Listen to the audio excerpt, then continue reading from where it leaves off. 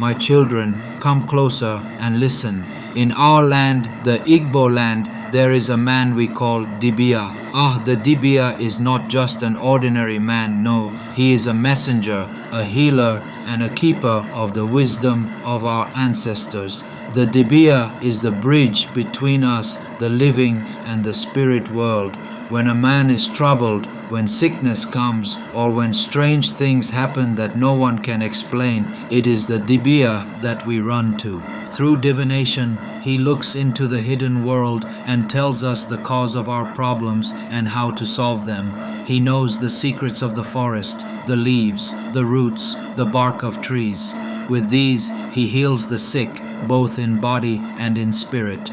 For not all sickness comes from the flesh. Some sickness comes from the spirit, and only the DIBIA can see such things.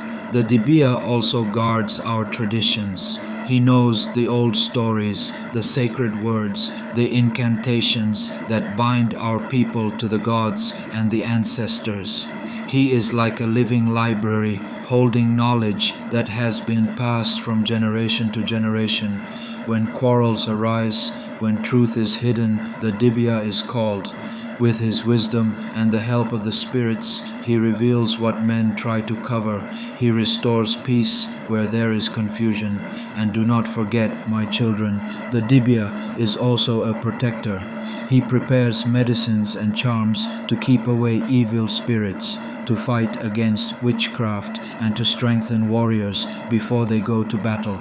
That is why in every community the DIBIA is respected. His words carry weight, for he speaks not only as a man, but as one who has listened to the whispers of the unseen world. Without the DIBIA, our people would walk in darkness, for he is the eye that sees beyond the ordinary. So, my children, honor the DIBIA, for he is the guardian of our health, our truth, and our connection with the spirit world.